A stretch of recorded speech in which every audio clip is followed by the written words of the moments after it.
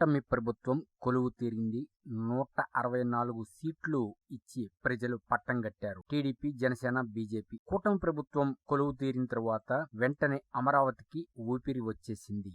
మరల ప్రాణం పోసుకొని శరవేగంగా అభివృద్ధికి, రాజధాని నిర్మాణానికి పరుగులు పెడుతుంది. దానిలో భాగంగా కేంద్ర ప్రభుత్వం వారు బడ్జెట్లో 15,000 కోట్లు కేటాయించారు. ఇదే అదునుగా భావించిన కొంతమంది అనేక రకాల జిమ్మిక్కులకి రెడీ అయిపోయారు. ఏమా జిమ్మిక్కులు అంటే, సాధారణంగా మనకి కొద్దిగా సంపాదించిన తర్వాత ఒక స్థలం కొనుక్కొని ఇల్లు కట్టుకొని దాంట్లో హ్యాపీగా ఉండాలి, ఎన్నాళ్ళు అద్దె కొంపల్లో ఉంటాం అని ఒక ఆలోచన వస్తుంది. అటువంటప్పుడు మనం మంచి స్థలం ఎత్తుక్కొని కొనుక్కుంటాం. దానికి క్లియర్ టైటిల్ ఉండాలి. ఆ క్లియర్ టైటిల్ ఉన్న ల్యాండ్ చూసుకొని కొనుక్కుంటాం. ప్రస్తుతం అమరావతి చుట్టూ డెవలప్ అయిపోతుంది అంటూ కొన్ని వెంచర్లు బయటకు వచ్చేసినాయి.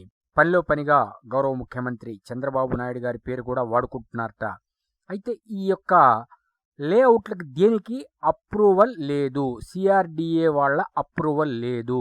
దీనిపై కొన్ని ఫిర్యాదులు వారికి వెళ్ళేటప్పటికీ వారు చర్య తీసుకోవటం బిగించేశారు. పర్మిషన్ లేని వెంచర్ల కంచెలన్నీ తీసేస్తున్నారట. అంటే దీన్ని బట్టి ఏమర్థమవుతుంది మనకి అంటే, ఇక్కడ మ్యాజిక్ జరుగుతుంది.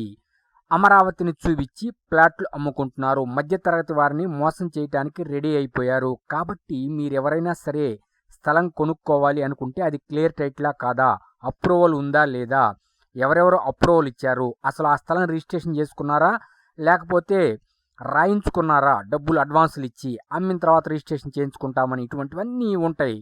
ఇంకా అది అసైన్ ల్యాండ్, వక్స్ ల్యాండ్, ఇట్లా రకరకాల వ్యవహారములు ఈ ల్యాండ్ డీలింగ్స్లో ఉంటాయి. ఇవన్నీ చెక్ చేసుకోవాలి. రిజిస్టర్ ఆఫీస్కి పోయి చెక్ చేసుకోవాలి.